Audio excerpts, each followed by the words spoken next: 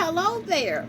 This is Mabel's Tables, and I want to talk to you today about mental illness. Mabel's Tables. Mental illness is not a joke. Mental illness can happen to some of the most affluent, and it also can happen to someone less affluent. Mental illness does not discriminate.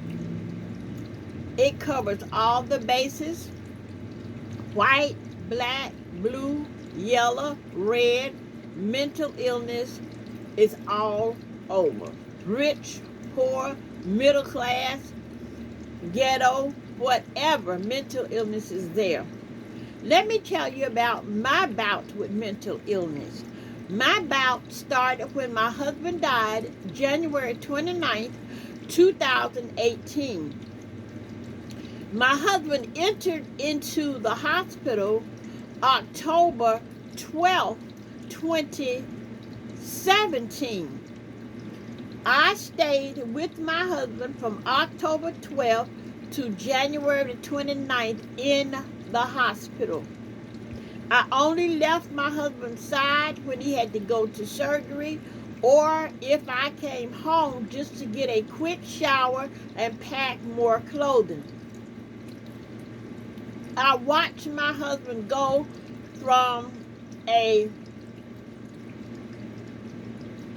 217-pound man to basically a skeleton.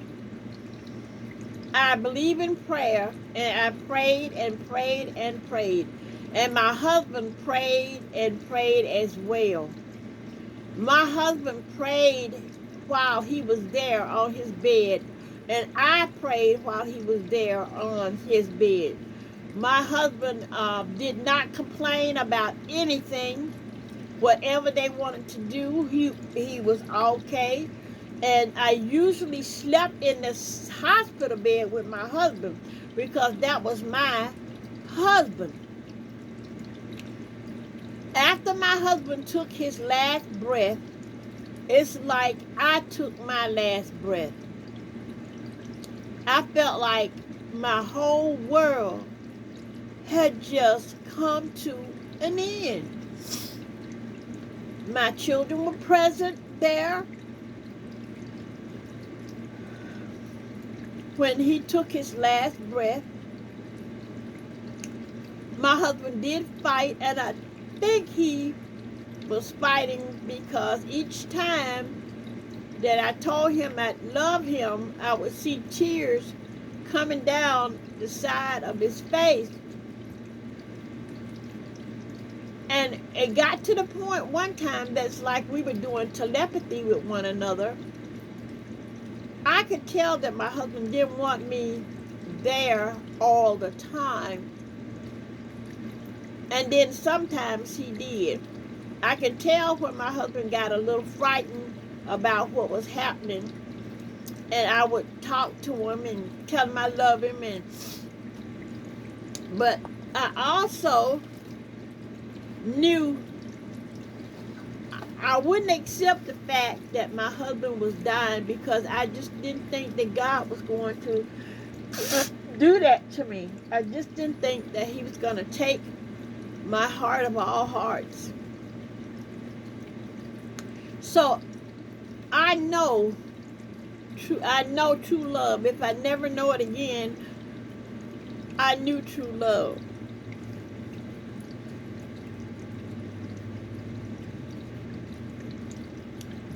I went into a deep depression, and of course I denied being depressed. I went and did everything as I should do. One of my sons took over the service for my husband and took over talking to different people, and the children come in and did a great job. My husband and I have 10 children, and we raised some more kids because with our family being so large, people brought kids to us, and we kept them. Now, my husband was a heavy machinery operator by trade.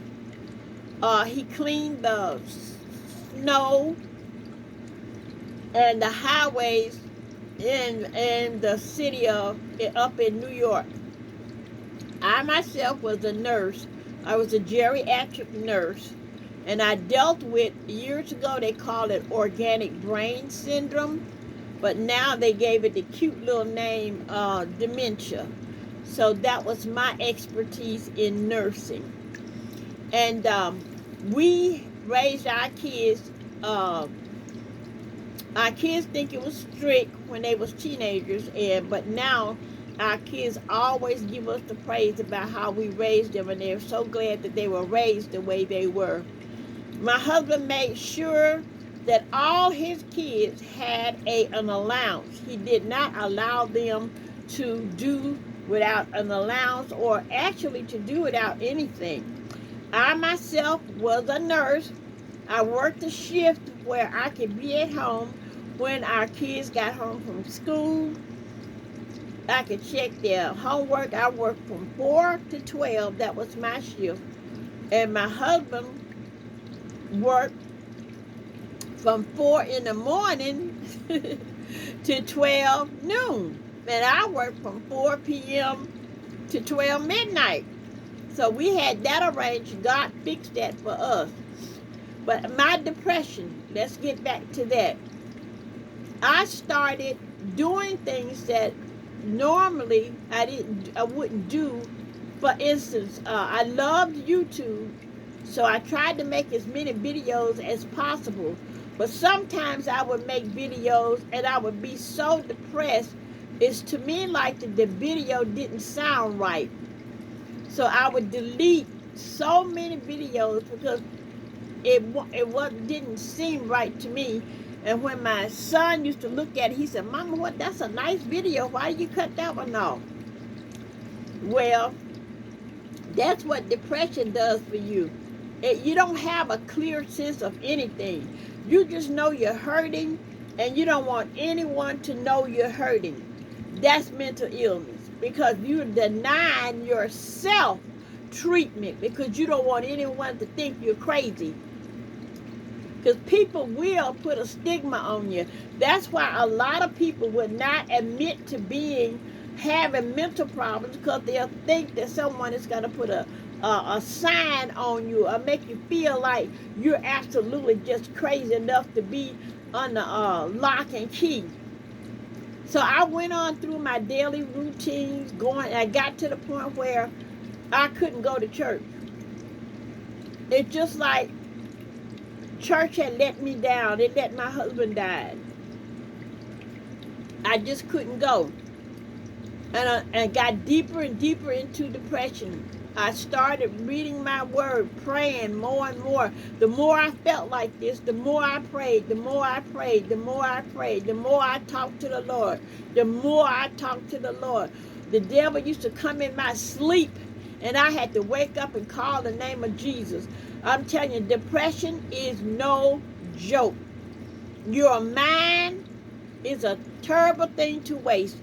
I used to hear that on the black colleges, and it is absolutely true. When you get into depression, your mind go everywhere but on God. But I thank God that He gave me such a mind that I still called on Him, even though I was hurting. Y'all, I'm not saying this against churches, but some churches need to clear their itinerary. At my church, what my husband had, everybody thought that I should go ahead and get another man or husband or boyfriend or whatever to take away some of my pain. I had to stand up before the church, and you don't know me because you just see me on YouTube, but I am a very forceful and I will speak my mind whether you want to hear it or not. That's why I used to tell people, don't ask me anything if you don't want to know the truth, because I'm going to tell you the way I see it. That's just me. I did not adhere to the first lady or the preacher's wife definition that the church had. I worked in the kitchen. I did ushers. I did everything that had to be done at the church if I could do it. So, yes, I miss my husband. I missed going to church because I got so sick and tired of people at church saying, you need to just find you somebody and get on with your life. What kind of demon in hell would entice somebody to find somebody and get on with their life? Are you telling me to commit a sin? To go to hell? Is that what you're telling me? I even had lady ministers come up and say, well, you're not going to go to hell. The Lord knows that you're lonely. Oh, I'm going to tell you exactly what I told her. Oh, hell no. There's nothing in hell that I want. And I used to tell a lot of them, if you're practicing that, you're on your way to hell, fast and furious. So, oh yes, church folks can put you in a deeper depression. If you don't keep calling on the name of God and you're already depressed about losing your mate, let me tell you, do not listen to anybody but the voice of God, because it can put you into a deeper depression. I got so mean at church, I couldn't teach Sunday school because I got tired of everybody asking me, Pastor been dead now 2 years, Pastor been gone 3 years, Pastor been gone 4 years, and last year, Pastor been gone 4 years. You haven't seen anybody you want? Excuse you? Are you still trying to send me to hell? Depression got worse and worse and worse and worse. I decided I was going to stop doing everything I was doing and ask the Lord to put me where He wanted me to be. And He put me at home. And I stayed at home, and I prayed, and I did some YouTube, and then when it come to the point where I couldn't do the YouTube, I had to just keep praying and praying and praying. I did that. I'm not going to promise you that I'm going to continue doing YouTube all the time, because wherever the Lord pull me, that's where I will be going.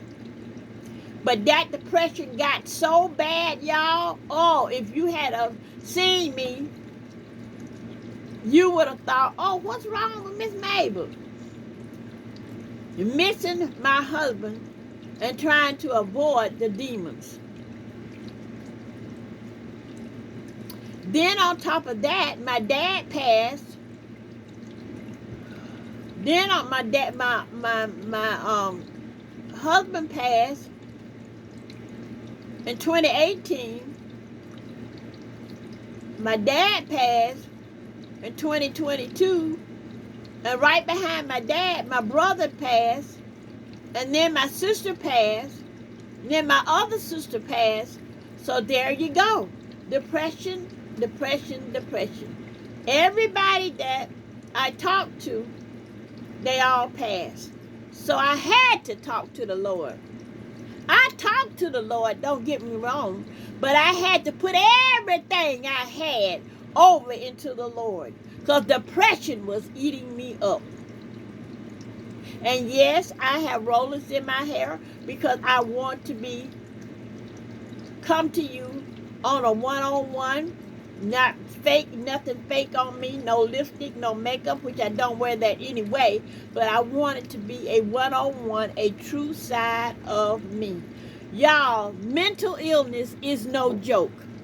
Mental illness will take you out of here if you do not, I repeat, if you do not pray. I also learned that praying for myself only was very selfish. So I started praying for others and asking the Lord for help with other people with mental illness. Because if I understood what I was going through and I had mental illness, what in the world do you think someone that had it full blown was going through? I started praying, and praying. Mental illness is no joke. I can tell you from my little bitty experience from missing my husband and for letting myself go down, that mental illness can cause all kind of problems. Mental illness caused me to have high blood pressure. Couldn't hardly control it with my medication. I prayed and prayed and prayed and prayed. Mental illness caused me to have a GFR of good kidneys, 93 down to 53. That's because my blood pressure kept skiing out of control. What's a GFR, you said? It's a glomerular fraction for your kidneys. Glomerular filter rate. GLOMERULAR filter rate. It tells how your kidneys are filtering out the impurities. Mine got too low. They diagnosed me as chronic kidney disease. Then diabetes set in. This is what mental illness and depression can cause if you don't get help and seek help. I sought the Lord and He heard my cry. And I just want to end this by saying, do not take mental illness lightly. Mental illness is no joke. Find help. Talk to your minister. Talk to someone. And first of all, get a prayer life. Get a prayer life. This is Mabel's Table saying, I just wanted to enlighten you on mental illness. That was my sickness. Missing my husband and letting myself get into a deep depression. Mabel's Table saying, I love you with a passion. God bless you. Have a great day. And remember, this is God's world, and there ain't nothing we can do about it. This is His world. There's nothing we can do about it. Mabel's Table saying, adieu.